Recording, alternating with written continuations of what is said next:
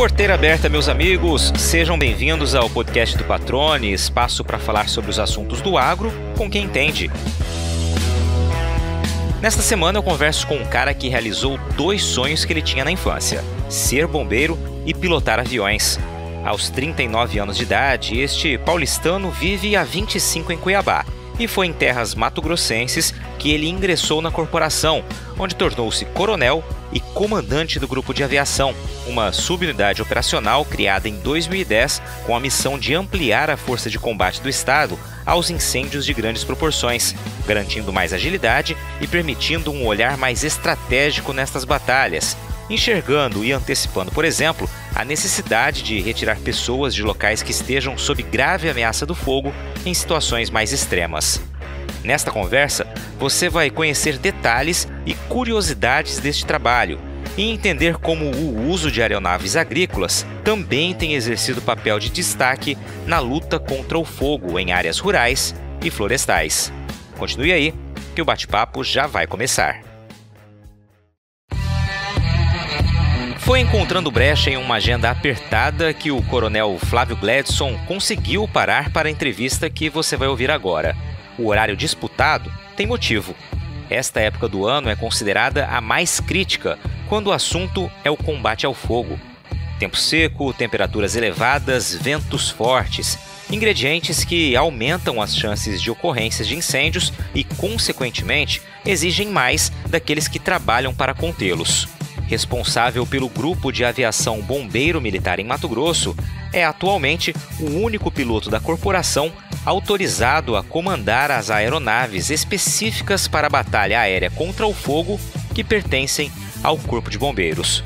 Experiente, revela os riscos de sobrevoar áreas em chamas e não esconde o sentimento de satisfação a cada missão cumprida.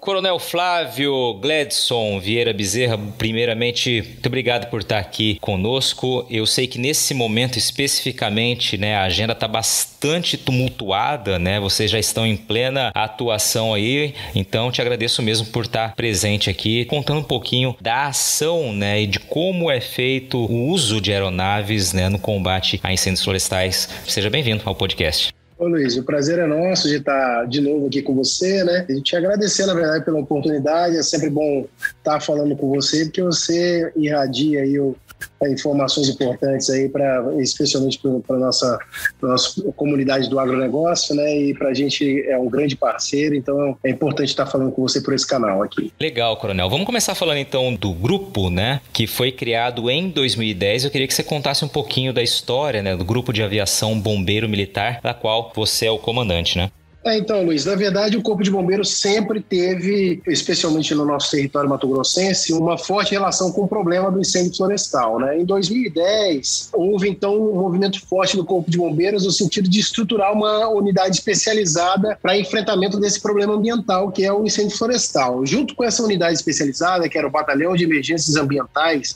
ainda, na verdade, a gente estruturou uma unidade específica de aviação de combate a incêndio, A gente conseguiu acessar um recurso dentro do Fundo Amazônia, então compramos aeronaves utilizadas no mundo inteiro, principalmente para o ataque inicial de incêndios florestais, que é o Zar Tractor 802, É uma aeronave vinda de uma plataforma de aeronaves agrícolas, Só que ela vem com uma preparação, especificamente a nossa, vem com uma preparação específica para combate a incêndio. Então ela é uma aeronave dedicada exclusivamente para isso. E foi então que nossa unidade de aviação nasceu para esse fim, A unidade de aviação do Corpo de Bombeiros Militar, para fazer o enfrentamento e coordenação dos trabalhos de incêndio florestal no nosso estado. Legal, daqui a pouquinho a gente vai falar mais dessa estrutura e você vai detalhar para a gente um pouco mais as características dessa aeronave. Eu sei que não é qualquer um que está apto a pilotá-la, Realmente é algo muito específico. Mas antes disso, Coronel, eu queria que você falasse um pouquinho, que a atuação, como você disse, ela é uma atuação ímpar, é um reforço, muito importante no combate a incêndios florestais. Eu queria que você começasse explicando para a gente o que é considerado um incêndio florestal. Ele compreende o que, em prática? Na verdade, todo o fogo, Luiz, que sai do controle, ele, na verdade, é considerado um incêndio, A gente tem, se baliza, na verdade, das informações geradas via satélite dos focos de calor. Mas o foco de calor, na verdade, ele é um registro de alta temperatura numa pequena área específica, né?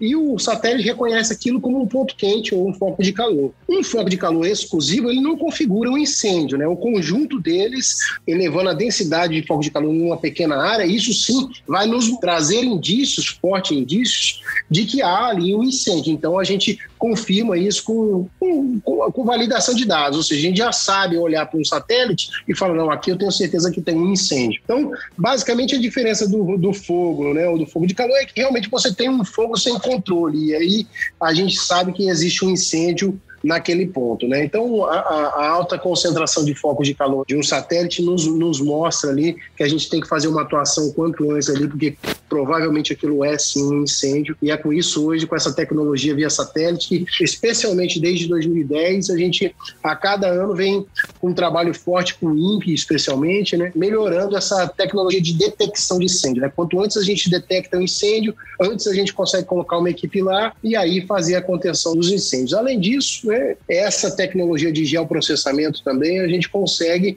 fazer todo o planejamento de uma grande operação de incêndio, né? A gente, por meio dessas imagens e desse registro de focos de calor, a gente consegue antecipar ações, né? Definir onde vai iniciar a construção de um acero, onde a gente deve empregar aeronaves, onde a gente deve direcionar uma equipe terrestre. Então, com base nessas informações geoprocessadas, a gente consegue ter, digamos, uma melhor eficiência na gestão das equipes em campo. Interessante. Agora, então, incêndio florestal não necessariamente significa um incêndio apenas em áreas florestais. A doutrina, na verdade, fala que incêndio florestal, de maneira geral, ele é uma vegetação, uma cobertura vegetal que queima, ela pode ser classificada como um incêndio florestal. Então, às vezes a gente tem um incêndio numa área produtiva e aqui a gente classifica de maneira genérica como um incêndio florestal, mas ele é, sim, um incêndio em cobertura vegetal em uma área produtiva. Isso seria uma subclassificação de um incêndio florestal. Em alguns países a gente tem o chamado incêndio rural, que seria a classificação da cobertura vegetal em área produtiva. Então, são subclassificações que aqui a gente considera tudo incêndio florestal e as subclassificações é que trazem isso. Eu tenho um incêndio florestal em área nativa, eu tenho um incêndio florestal em cobertura vegetal de área produtiva. Então, seria uma subclassificação dentro de uma classificação maior que seria o incêndio florestal, só para a gente poder entender que realmente, às vezes a gente usa o termo incêndio florestal, mas o incêndio não é na floresta especificamente como o termo apresenta. Pois é, isso é muito importante deixar claro, né, Coronel? Porque a gente ouve o termo incêndio florestal e a primeira imagem que vem, de fato, é de um incêndio em áreas florestais, né? Aqui o senhor está explicando justamente que existem subcategorias e é uma maneira de classificar, mas, por exemplo, um incêndio numa área de lavoura de grandes proporções também pode ser considerado um incêndio florestal, diante disso que o senhor explicou. Sim, dentro dessa doutrina, né, dessa classificação maior, de uma classificação genérica, incêndio florestal seria também considerado, né? Mas realmente há subclassificações em que a gente aqui, tecnicamente, consegue entender o que realmente é em área de floresta, que, na verdade, a incidência em área de floresta é bem pouca, né? Apesar do nome trazer o incêndio florestal, porque as condições atmosféricas dentro do ambiente florestal ali, da floresta em si, especialmente floresta nativa, em geral não propiciam com facilidade a evolução do incêndio, né? Você disse há pouco, né, citou os dados do INPE, né, as imagens de satélite, os números produzidos por essas imagens, e aí a gente faz um recorte aqui nos 7 primeiros meses desse ano, né, de 1º de janeiro até o fim de julho. No país, cerca de 39 mil focos de calor, uma redução de 7% com relação ao mesmo período do ano passado, e aqui em Mato Grosso, cerca de 7.300, vou arredondar aqui, focos de calor, uma redução de 22% com relação a esse mesmo período do ano passado. Você já explicou que foco de calor não necessariamente configura uma área pegando fogo, né? Vamos traduzir assim, que vocês têm elementos aí, condições de entender de fato o que é e o que não é uma área pegando fogo. Eu te pergunto, esses números, por que há essa redução substancial, especialmente aqui em Mato Grosso com relação ao ano passado? Esse é o primeiro ponto. E o outro ponto, essa redução nos deixa confortáveis com relação ao que vem pela frente? Dá para baixar a guarda ou pelo contrário? Na verdade, não existe uma única causa de uma redução, né? É um conjunto de esforços aí. O que eu não tenho dúvida é que há uma sinergia muito maior para conter incêndios, este ano, né, do que o ano passado. Esse ano, apesar de ano passado a gente ter tido ações, né, contundentes para fazer a contenção de incêndios, a gente sabe que no Pantanal havia um acúmulo de biomassa muito forte, né?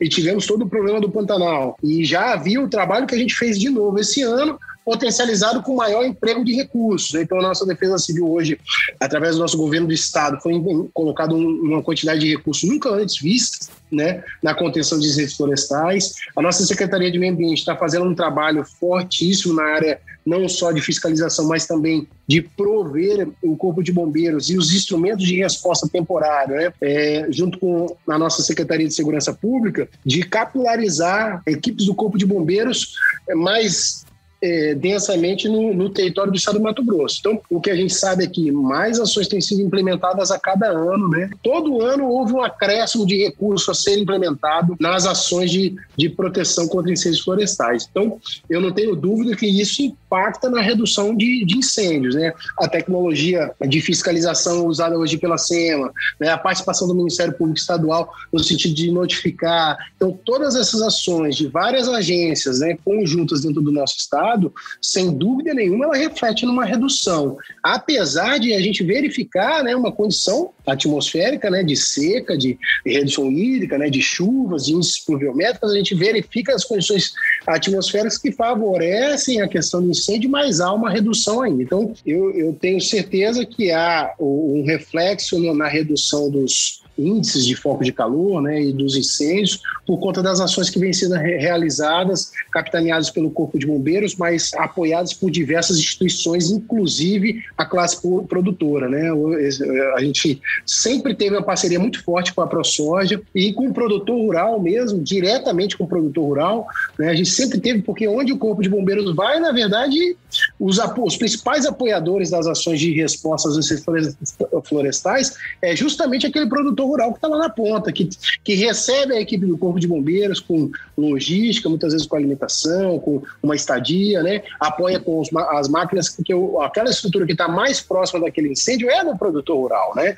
Esse ano a gente vê uma participação muito forte das associações, a gente já via, né, com a ProSoja, a AMPA, a Climate, a gente viu uma participação muito forte anteriormente. Esse ano não foi diferente, as associações participando fortemente. Então, como eu dizia, a sinergia do trabalho de diversas organizações para fazer a contenção do incêndio se reflete claramente na redução dos números. E o segundo ponto que você colocou, de forma alguma a gente pode baixar a guarda, né, porque a intensidade, né, da seca, né, do período de estiagem vem realmente agora em agosto, setembro, né? A gente já tem visto aí a vegetação muito seca, a atmosfera com baixa umidade, e tudo isso, o Triângulo do Fogo lá, né, que é o calor em si, né, que a gente presencia muito bem no nosso estado, o oxigênio, os fortes ventos, né, e o material combustível seco, né, com baixa umidade, ele vai propiciar incêndios, né? Então, em agosto, setembro, de maneira alguma a gente pode baixar a guarda para isso, né, e aproveitar o seu canal para convidar aqueles que ainda insistem, né, a gente sabe que não é o produtor rural, mas é um trabalhador ali que está numa área rural, o cara acha de fazer uma limpeza de terreno ou próximo da casa dele, uma pequena fogueira, e aquilo acaba assim virando um incêndio porque as condições são propícias para isso, né? Então a gente concita todo mundo aí a realmente não baixar a guarda, a nos ajudar na fiscalização, a nos ajudar nesse trabalho, porque eu não tenho dúvida que a redução de incêndios florestais é, na verdade, algo que só acontece se todo mundo participar, Luiz. Exatamente, o senhor disse tudo. Todo mundo participar, o senhor destacou aí a participação das entidades, né, que realmente trabalharam trabalham muito esse ano, reforçaram ainda mais esse papel, né? O senhor citou a ProSoja, AMPA, né, a Climate, sindicatos rurais, um papel fundamental também, Sistema Famato, Senar na capacitação. Realmente foi um trabalho que nós testemunhamos esse ano, muito enfático, a exemplo do que vinha sendo feito em anos anteriores, mas esse ano realmente, por conta da situação do ano passado, o apelo foi muito maior, né? O trabalho foi muito muito mais intensificado. E vale lembrar, né, o senhor falou aí de evitar fogo, a gente está num período proibitivo, né, não pode de maneira alguma tacar fogo para fazer limpeza em momento algum, a gente está num período aí proibitivo que é lei, né, Coronel? É isso, Luiz, na verdade, como você mesmo colocou, né, a gente tem uma legislação que torna isso proibido, mesmo no período em que ela é possível, há necessidade de uma autorização para isso, né, então assim, não é à toa que o Senar foi um parceiro assim que a gente, de 2 anos para cá, tem intensificado o trabalho com eles assim, né, nos receberam muito bem, recebeu o Corpo de Bombeiros de uma maneira assim, de braços abertos, né, porque a gente entendeu que ali, que é um provedor de capacitação para o trabalhador rural, né, ele é um canal de fluxo de informação muito importante, né, porque através dele a gente chega no trabalhador rural, é aquela pessoa que às vezes, né, tá lá no ambiente em que onde um pequeno fogo começa. Então, se essa pessoa é conscientizada, né, se essa pessoa ela é capacitada, inclusive para conter, né, ela com certeza nos ajuda demais. Então, o envolvimento, na verdade, desses setores, né, do produtor propriamente dito, das associações, né, é que demonstra que todos, né, primeiro porque são os principais prejudicados, segundo é que é justamente por isso que eles de maneira alguma querem que o incêndio esteja nem próximo da sua propriedade rural. Então é bom a gente ratificar isso, né? Porque assim, além de eles serem os principais apoiadores da nossa equipe de resposta propriamente dita, eles são os principais interessados em não ter o incêndio e é por isso que tem cada vez mais se envolvido mais para evitar que isso aconteça, né? O trabalhador rural, aquele que, né, presta o serviço na propriedade rural, esse precisa ser atingido também com conscientização, capacitação, e é por isso que a gente agora firmou essa parceria forte com o Senar e eu tenho certeza que isso vai dar bastante fruto. Legal, importante o senhor comentar isso, né, e reforçar esse papel institucional, né, e essa parceria com as entidades aí, com o Corpo de Bombeiros aqui de Mato Grosso. Vamos falar um pouquinho então, Coronel, sobre a estrutura do grupo de aviação, né? É um tema que eu acho muito bacana, porque chama muita atenção e eu acho que é um espaço aqui para que você realmente fale. A gente tem um diferencial muito grande frente a outros estados, que é uma estrutura robusta, ao contrário do que muita gente possa imaginar, né? Eu queria que você já começasse falando sobre isso. Então, na verdade, patrônio, assim, a gente teve experiência, inclusive, de ir até o Chile, né? A gente fez um curso lá de gestão de proteção contra incêndios florestais. Era um curso promovido pela agência japonesa, justamente para prover resiliência aos países sobre problemas com incêndios florestais. Como o Chile é um país que sofre muito com isso, eles ficaram como ponto focal lá para nos capacitar nesse sentido. E lá a gente vê uma grande estrutura de aviação para apoiar as operações de incêndios florestais. E aí eu já inicio, né, dizendo que a aviação em si, ela é um agente apoiador, extremamente importante, mas ela é um agente apoiador, né? Ela compõe um sistema de resposta a incêndios florestais. Então, por mais que a gente tenha diversas aeronaves distribuídas no estado, eu não posso simplesmente decolá-las e pedir para ela jogar água, porque provavelmente a gente não vai estar sendo tão eficiente dependendo do tamanho daquele incêndio, do momento daquele lançamento e da forma que aquele lançamento é feito. Então, isso é um ponto importante. O uso de aviação na resposta a incêndios florestais tem que ser algo racional, né? Porque, primeiro que existe um custo, é um custo relativamente alto, claro que não alto em relação ao que se perde numa propriedade produtiva, né, ao que se perde numa vegetação nativa, mas existe um custo, né? Então, assim, a gente tem que fazer com isso de forma que essa aeronave que decola para fazer uma contenção de incêndio, ela faça isso de modo racional, né? Ou seja, de modo efetivo, né? Ter eficiência. Então, o que hoje o grupo de aviação faz, a partir dos aviões que foram adquiridos, é a gente distribuir um pouco dessa resposta e, claro, que isso ainda não é suficiente para o tamanho do nosso território. E é por isso que a cada ano, né, e é o que o governo vem buscando, né, é colocar mais recursos para distribuir mais aeronaves, custear isso, né, a nível de estado, né? E a gente vem fazendo isso esse ano pela Defesa Civil, onde mais uma empresa foi contratada para ofertar o serviço de combate a incêndio com aeronaves de asa fixa distribuídos no nosso estado, e também ao movimento das associações, né, da APROSOJ, da AMPA, através do nosso governador e vice-governador, que capitanearam aí a reunião dessas associações para buscar com o produtor a possibilidade de, eventualmente, eles estarem empregando trabalhando suas aeronaves, que na verdade eles já fazem, né? Só que a gente queria fazer isso de forma mais organizada e eventualmente até custear o emprego dessas aeronaves. Então, existe um projeto sendo conduzido, capitaneado pelo nosso vice-governador, para pôr essas aeronaves dos nossos produtores sendo empregadas mais fortemente no território mato-grossense. O que a gente pode dizer é que hoje a aviação do Estado, né, a gente tem o nosso Centro Integrado de Operações Aéreas, que é uma unidade da Secretaria de Segurança Pública, que participa fortemente com o Corpo de Bombeiros, no sentido de transportar nossas equipes através de helicóptero, no sentido de colocar aviões de menor porte, fazendo a coordenação de incêndio, fazendo a confirmação de incêndio através realmente decolar um avião de menor porte, um custo mais barato, para identificar pontos de acesso, o tamanho do incêndio, a necessidade de mais recursos para aquele incêndio. Então, existe hoje uma estrutura dentro do Estado trabalhando por cima para poder, sim, fazer uma melhor gestão das equipes de terra ou um melhor atendimento a esses incêndios florestais, né? Com bastante frequência, os helicópteros do Centro Integrado de Operações Aéreas são usados para transportar pessoal, os aviões de transporte do Centro Integrado de Operações Aéreas também são usados, os aviões de combate a incêndio do Corpo de Bombeiros trabalham conjuntamente com os aviões de empresas agrícolas contratadas e muitas vezes aviões de proprietários rurais que, independente de ser custeado ou não, ele mesmo coloca a sua aeronave para combater incêndios florestais, né? Incêndios em cobertura vegetal, seja ela qual for. Então, isso tudo confirma que há uma sinergia para que a coisa aconteça. O que o grupo de aviação tem tentado fazer é organizar isso, né? A gente já promoveu 2 seminários já para trazer os pilotos agrícolas. Quer dizer, uma coisa importante de deixar registrado que nossos pilotos agrícolas têm uma experiência fantástica na operação de aeronaves, né? Eles voam muito, né, durante a safra, né, por conta da pulverização, então eles já têm uma grande experiência no comandamento de aeronave, né? Que a gente traz eles para dentro do hangar ou da sala de aula, é mais para poder discutir a questão do incêndio propriamente dito, como ele evolui, como seria a melhor forma de fazer um lançamento, né?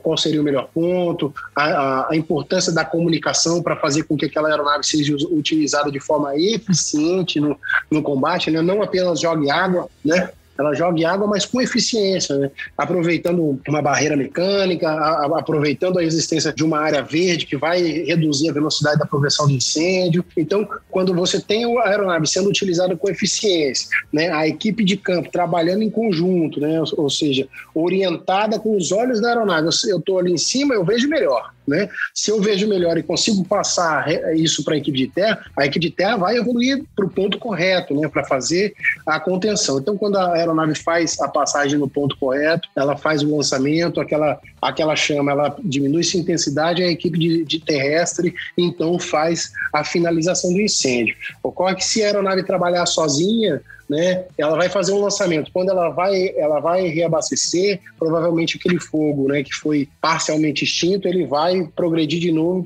pelo tempo da aeronave voltar na linha. Então, assim, é importante que a aeronave esteja trabalhando de forma conjunta e coordenada com a equipe terrestre, né? São esses os pontos que a gente busca enfatizar, especialmente com os pilotos, né, para que, a gente costuma dizer em aviação, né, não se queime querosene à toa, né? Não se queime hora de voo à toa, né? Você põe a aeronave num cenário operativo, e acho que um ponto primordial é a questão da segurança da operação em si, né? Você tem aeronaves de organizações diferentes operando o mesmo cenário operativo, né? Então, elas têm que saber o que estão fazendo, esse é um ponto. O segundo ponto é que se ela está queimando querosene, entre aspas, ali, né? Ela faça isso de uma forma mais eficiente, né? Ou seja, eu gasto hora de voo, mas eu faço o lançamento no ponto correto, especialmente porque eu tenho uma equipe terrestre que vai finalizar o meu trabalho. Então, esse conjunto, esse trabalho, né, que a gente chama de um sistema, né? Então, as aeronaves, na verdade, compõem um sistema operativo, né? Então, você tem que ter ali a aeronave que coordena, a aeronave que lança, a aeronave que transporta, a aeronave que fala, né? Então, tudo isso é importante para o cenário do incêndio em cobertura vegetal, né?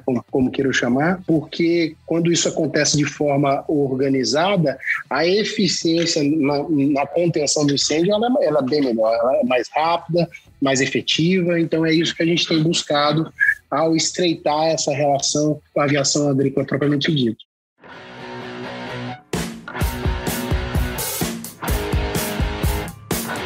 Você está ouvindo o podcast do Patrone. Agroinformação com quem entende.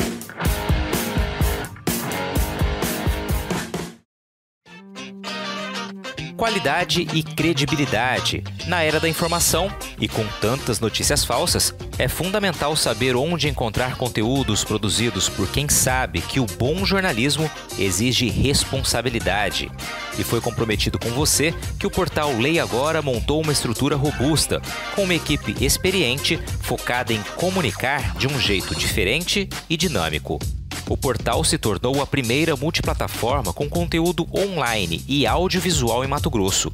Lá você fica sabendo tudo sobre política, esporte, cultura, entretenimento e também sobre agronegócio.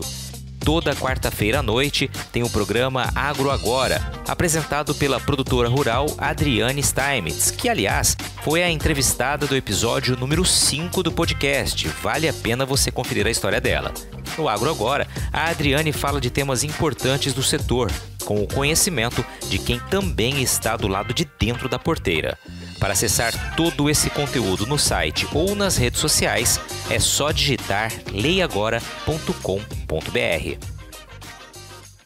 Vou só recapitular alguns pontos que o Coronel comentou aqui. Seminário para capacitação de pilotos agrícolas, vários realizados este ano. Aproveitar essa experiência dos pilotos porque é um voo diferente do voo habitual, Preciso ter todo um conjunto organizado para que esse voo, essa ação possa ser efetiva, nas palavras suas, Coronel. Também falou bastante, acho que reforçou isso, que o avião é um agente apoiador que compõe um sistema de resposta a incêndios florestais, ou seja, não é a solução sozinha, Ela depende dos agentes terrestres. Por cima, o piloto, claro, vai estar orientando e enxergando melhor a ação para poder também trocar ideia com quem está lá embaixo, em palavras mais simples aqui. Agora, eu queria que o senhor comentasse, o senhor falou da inteligência, para não queimar querosene, utilizou essa palavra à toa, Realmente é preciso saber quando acionar essas aeronaves, de que maneira utilizá-las. Eu queria só que o senhor falasse de estrutura própria, Quantas aeronaves, o senhor falou do modelo Air Tractor 802, se eu não me engano.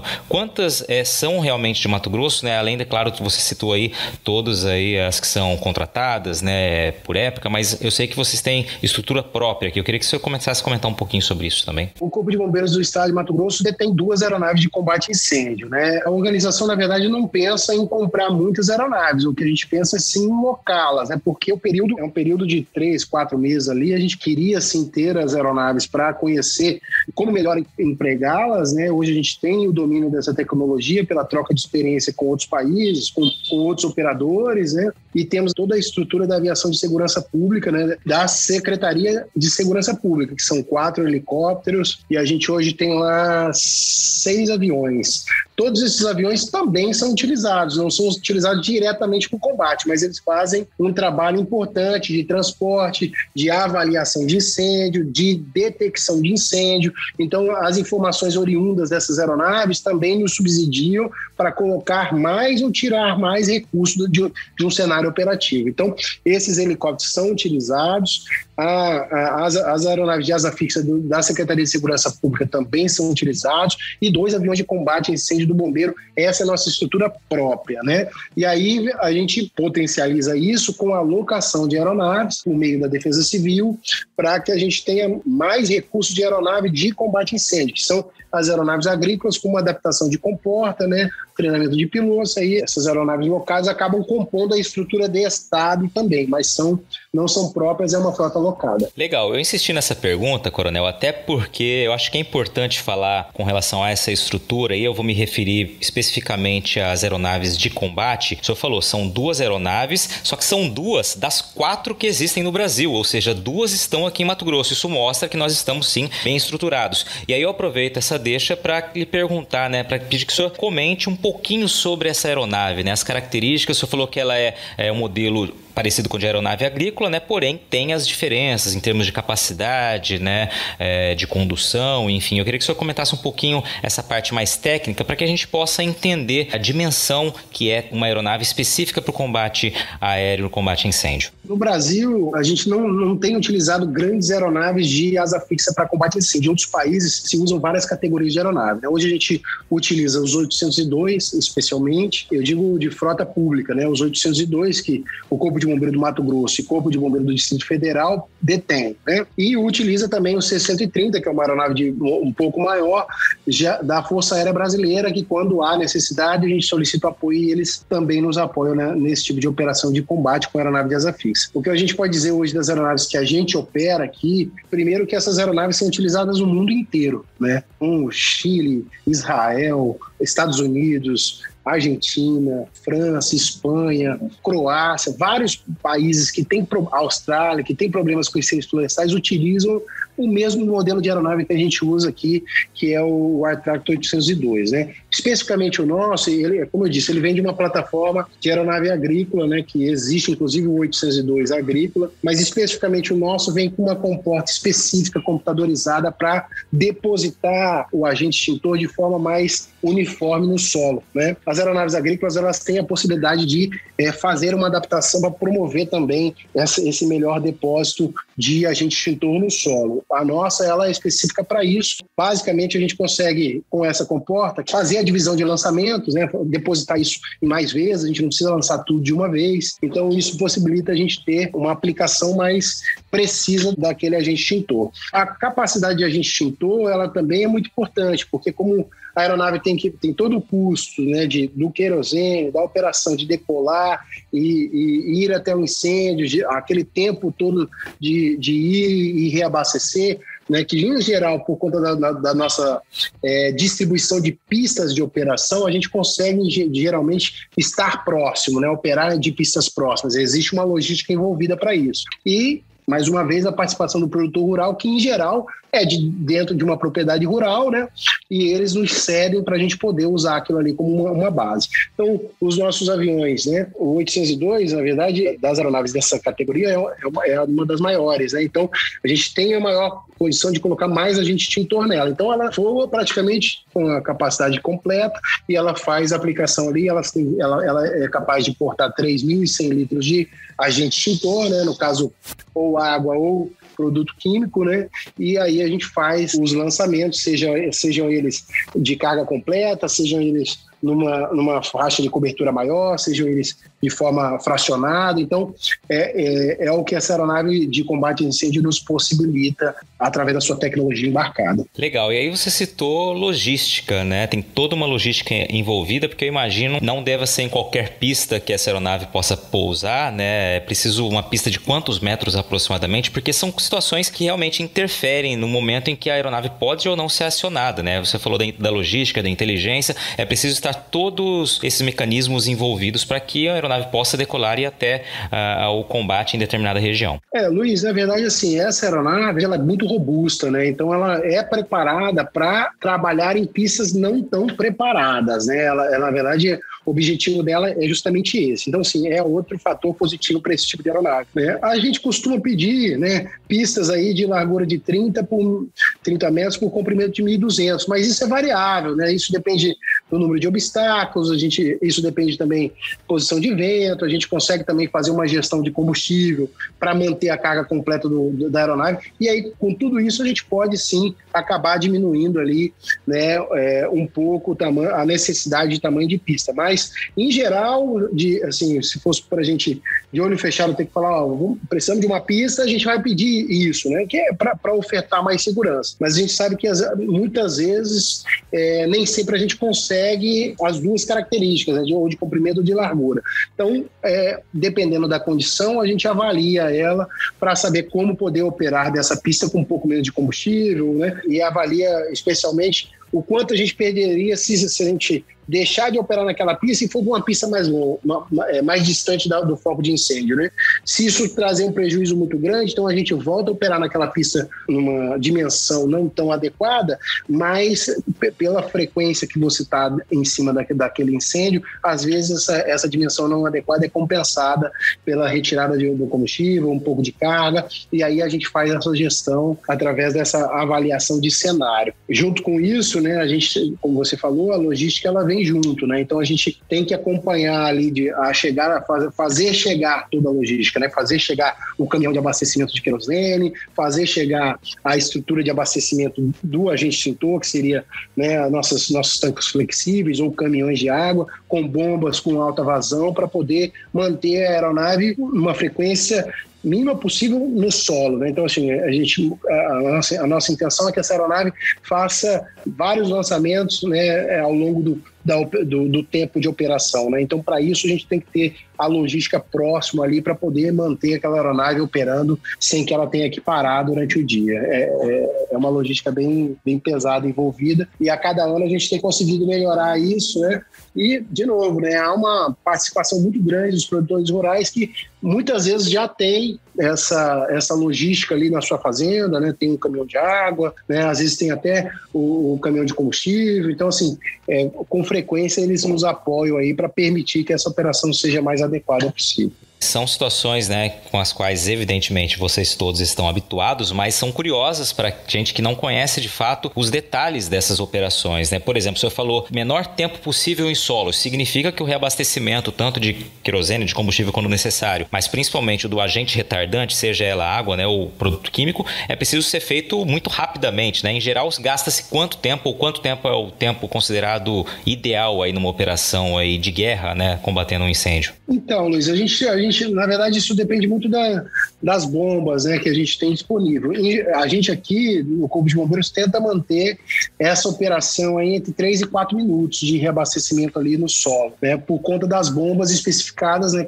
são bombas de alta vazão, para manter aquela aeronave o mínimo possível no solo, né? Então, ela faz um abastecimento de 3.100 litros de água nesse tempo, de maneira geral, né? É o que a gente busca aí como meta para deixar esses aviões o máximo possível em cima das frentes de incêndio aí. Legal. E aí tem limitações, claro, né? Não vai voar à noite, até que período pode, quais condições de vento? Na verdade, assim, o Luiz, enquanto a gente tem luz solar, né, a gente não opera à noite, não porque a aeronave não possa voar, né? Dependendo do local, ela até conseguiria voar à noite, mas o problema é ela poder fazer as aproximações e lançamento do agente extintor no período noturno, né? Provavelmente encontraria obstáculos aí, né? Seja um poste, um fio, um galho de árvore seca. Então, ter a condição visual para operar essas aeronaves à noite seria bem complexo. Então, a gente não opera essas aeronaves à noite por questões de segurança. Em geral, as operações iniciam do nascer ao pôr do sol, né? E durante o decorrer do dia, especificamente nesse período, né, a gente tem, sim, entre 11 e 2 da tarde, a gente tem uma condição atmosférica muito instável, né? Isso gera fluxo de vento, né? Então, a gente presencia isso não só no cenário do incêndio, como próximo das pistas, uma intensificação do vetor vento, né? E aí isso, sem dúvida nenhuma, dependendo da dimensão da pista, dependendo da intensidade do vento, pode ser um limitante de operação, né? Então, se esse vento, né, ele se elevar muito em termos de intensidade e a forma com que ele ataca a aeronave, né? Trazer um risco muito elevado para a operação, essa operação ela tem que ser cessada, pelo menos até que esse fator ele seja trazido para um índice de segurança. Então, a gente também avalia isso, né? É bom você tocar nesse assunto, porque às vezes, no pico do vento, né? Numa condição de pico de dia, né? Meio-dia, 1h, digo, por conta do incêndio, às vezes você não consegue ver um avião operando lá, e aí alguém se pergunta, mas por que o avião não está voando? Né? Porque às vezes existe um fator de segurança envolvido que limitaria a operação da aeronave naquele cenário, né? Em geral, a aeronave ela possibilita bastante coisa, então a gente consegue estar sempre operando, né? Mas sim, existem limitantes e isso pode, sem dúvida nenhuma, trazer uma dificuldade para a operação e a gente tem que cessar ela, pelo menos por algum momento, para poder esperar uma condição mais segura de voo, né? Então, esse também é um fator a ser considerado nas nossas operações. Então, a gente costuma dizer que na verdade, essa operação de combate a incêndio ela é uma operação muito arriscada, né? Porque você acaba voando nos períodos do dia de muita instabilidade atmosférica, né? Você acaba operando em terrenos, né? Que na verdade há uma variação topográfica que pode trazer um risco para a operação também. Então, não é aquele cenário que você vê todos os dias, né? Você normalmente a cada operação você está num cenário operativo diferente, né? Então, você está num lugar que você não conhece direito, você não sabe onde passa um fio, um poste. Então, a forma que o vento evolui naquele cenário também, influencia. Então, toda operação é uma operação nova para quem está nela, né? Por conta do cenário. E aí isso traz fatores de risco, sem dúvida alguma. E a gente também tem que fazer gestão disso na operação. Eu aproveitei para perguntar para você, Coronel, porque você é piloto, né, dessas aeronaves, capacitado para isso, e eu particularmente vi recentemente uma imagem, se não me engano, não sei nem se era você que estava pilotando, do combate no ano passado, que realmente fiquei bastante impressionado. Primeiro pela quantidade de fumaça, a visibilidade praticamente nula, né, zero, e muito balanço da aeronave, né, durante uma ação. Realmente não é para qualquer um, né? E aí eu já aproveito para te perguntar, qual é a sensação de estar num combate como esse e qual a capacitação que um piloto precisa ter para poder operar um Air Tractor 802, aí já estou decorando o nome aqui da aeronave, e principalmente poder combater um incêndio? As entidades públicas, na verdade, nos Estados Unidos e outros países, trazem alguma experiência pregressa como requisito para você operar nesse tipo de operação, justamente por conta do que está envolvido nisso, especialmente nas grandes operações. Quando o incêndio ainda está pequeno, a gente sabe que, né, é uma operação mais tranquila. Então, um piloto ali, igual a gente tem hoje na aviação agrícola, né, os nossos pilotos têm muita experiência, né? Eles operam as aeronaves na operação agrícola com uma tranquilidade muito grande por conta da experiência acumulada durante todo o período de safra, né? E aí, quando a gente vem para a operação de incêndio, algumas coisas mudam. Essa condição atmosférica, por exemplo, né?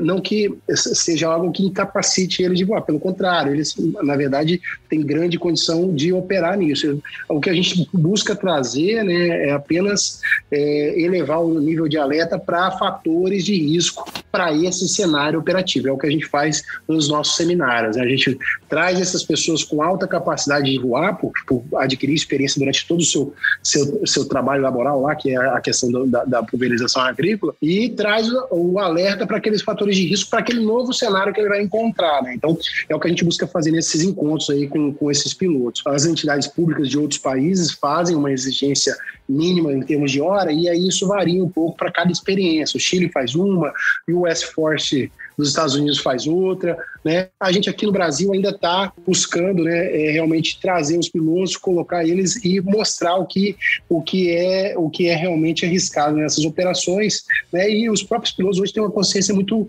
grande do risco envolvido nisso, né?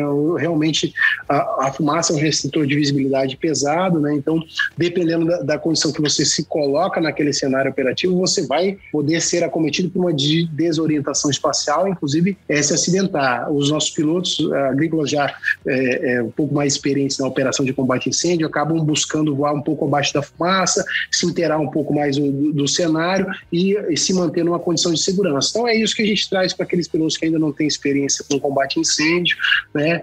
Essa questão dos requisitos de tempo de voo na máquina, boa parte dos pilotos atende pela sua experiência dentro da máquina, né? O que a gente tem buscado é realmente trazer, elevar esse nível de alerta para aquilo que é novo para eles, né? Que é realmente essa questão da restrição de visibilidade, né? A questão da instabilidade atmosférica, né? Da forma de fazer o lançamento, de aproveitar a equipe do solo, de se comunicar nos pontos específicos, especialmente quando há mais de uma aeronave operando. Então é isso que a gente busca apresentar para eles esses encontros aí, para a gente poder manter essa operação no nível de segurança, na medida do possível, mais alto, né? Perfeito. Mas e para ser piloto do Corpo de Bombeiros? Então, no Corpo de Bombeiros a gente tem exigido para que ele saia comandante de aeronave, ele tenha pelo menos 1.200 horas na nossa máquina, né? Ele passa por um processo, né, de formação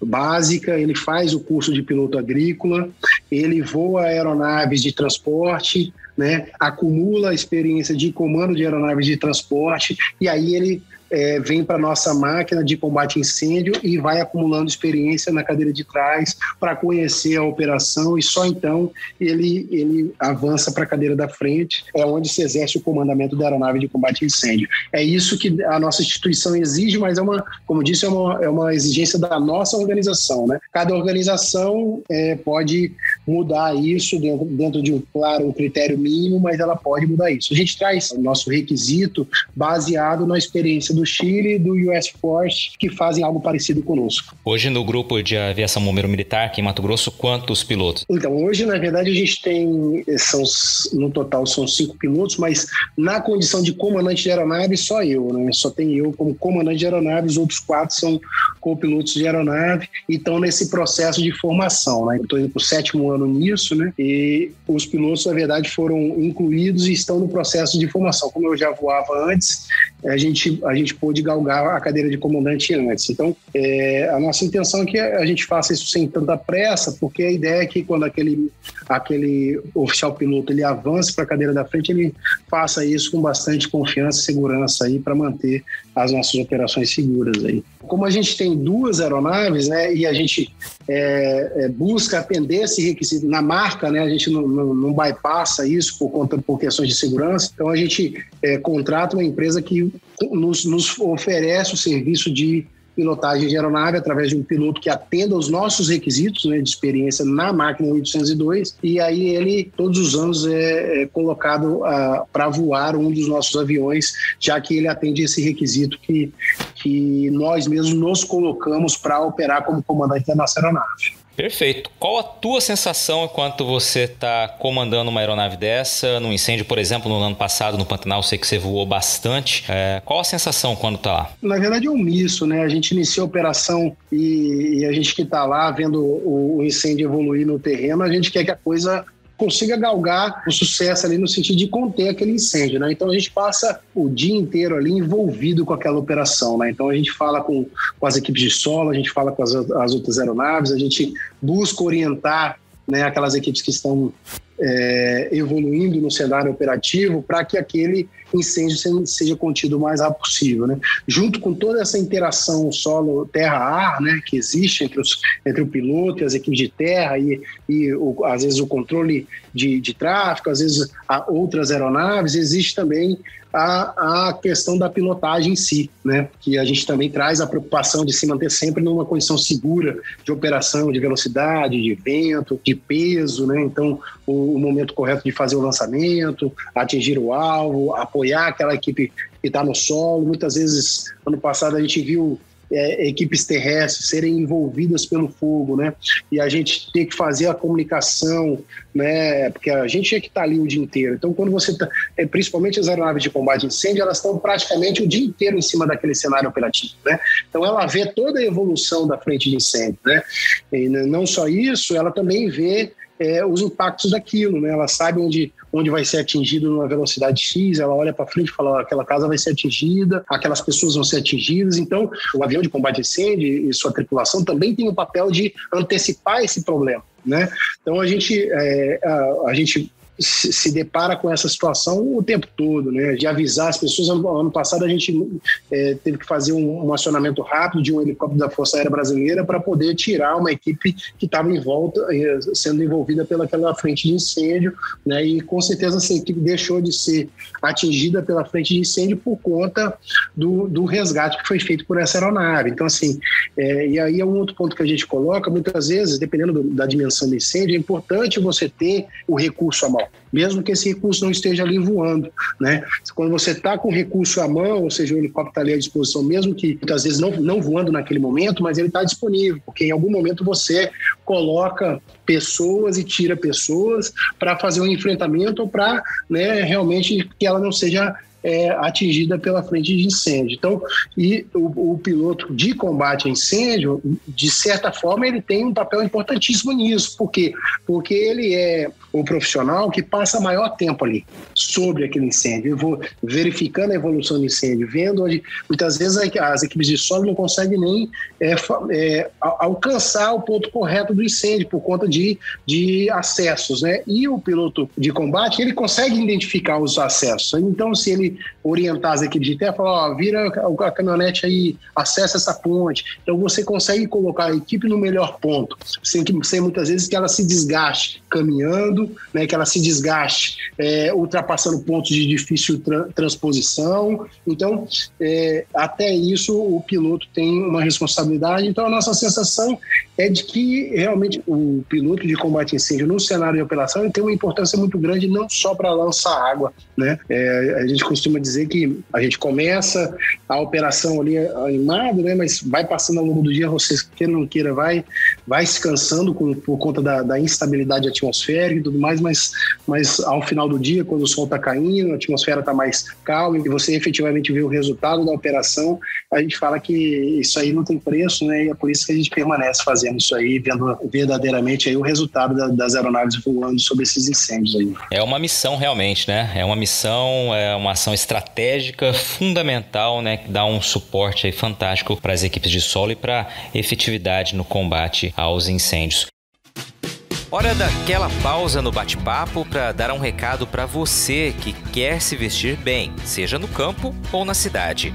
Você já ouviu falar da Hipismo Clássico e Rural Store? É uma nova marca no mundo equestre e rural com uma linha incrível de peças para vestir o homem e a mulher do agro com estilo atualizado.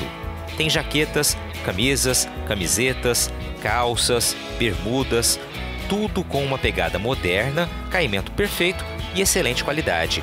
Se você ainda não conhece, corre lá no Instagram para dar uma olhada nas opções.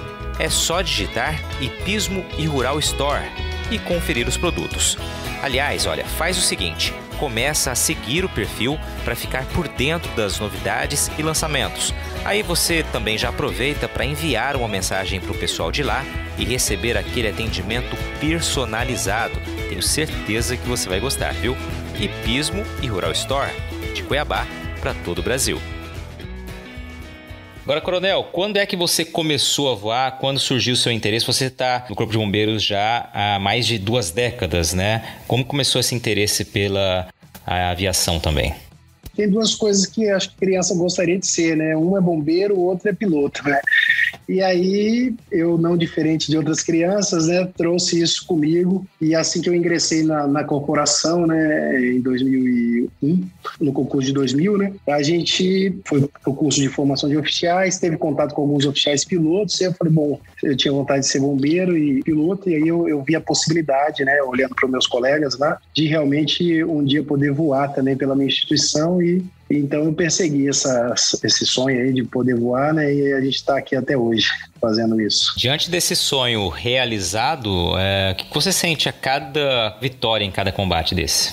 Então, Luiz, na verdade, como eu disse, né, anteriormente, na verdade é gratificante você ver ali o resultado de um trabalho de, às vezes, de dias, né, ou de horas ali, você vendo a equipe do solo persistindo, a equipe ter toda a logística envolvida, né, para fazer a contenção de um incêndio, o produtor rural parando toda a sua estrutura, né, para nos auxiliar no combate a incêndio. Quando você vê, porque na verdade a operação de combate a incêndio florestal é uma operação que envolve muita logística, né, muito recurso material, muito recurso humano, e quando você vê uma grande estrutura para conter algo, né, e você efetivamente conseguir conter, né, sem dúvida nenhuma traz uma sensação bastante gratificante para nós que fazemos isso, né? A gente passar ali várias horas e dias ali para conter um incêndio e no final você vê que conseguiu controlá-lo, realmente é uma satisfação muito grande. Coronel, eu queria te agradecer por estar aqui dividindo, né, um pouco da tua experiência, contando um pouquinho desses bastidores e de todo o trabalho que é realizado, né, pelo Corpo de Bombeiros,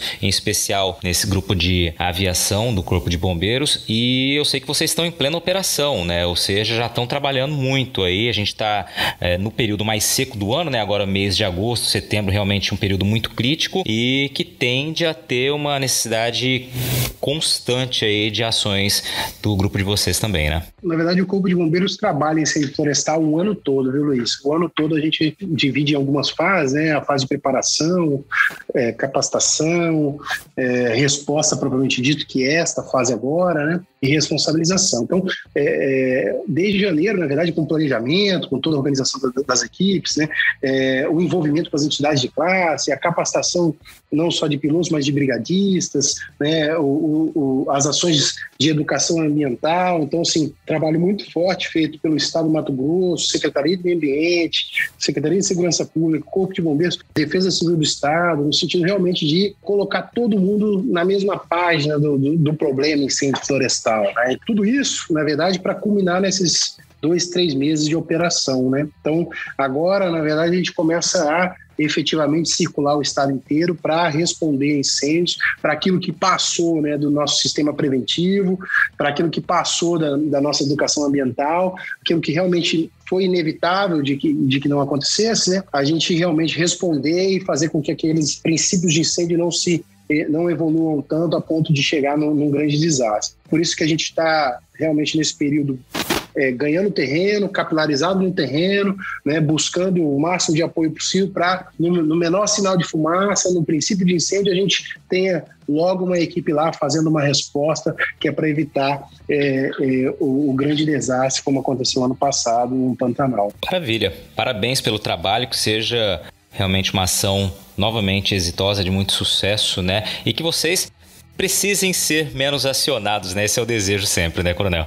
Sem dúvida nenhuma, sem dúvida nenhuma. Na verdade, a gente conta aí com o apoio da população, né? Aproveitar seu canal, né? Para pedir realmente apoio da população, né? E em especial, né? Que eu sei que seus seguidores aí são especialmente do agronegócio, né? Que os produtores rurais continuem nos apoiando, né? O trabalhador rural, né? Também continue aí buscando se conscientizar para evitar, né? E até para nos ajudar a fiscalizar, orientar aquele vizinho, aquela pessoa que de repente não vê o risco, né? Porque a gente sabe que quem faz, boa parte não faz para ver um grande incêndio, não faz, né, às vezes não tem a consciência de que aquilo pode virar um grande incêndio, né? Então, realmente nos ajudarem a conscientizar essas pessoas, falar, não coloca não, porque a condição de vento, a condição atmosférica aí pode fazer com que uma folha queimando vá até ali naquela vegetação e propaga incêndio. Então, sem dúvida nenhuma, a participação de todo mundo, né,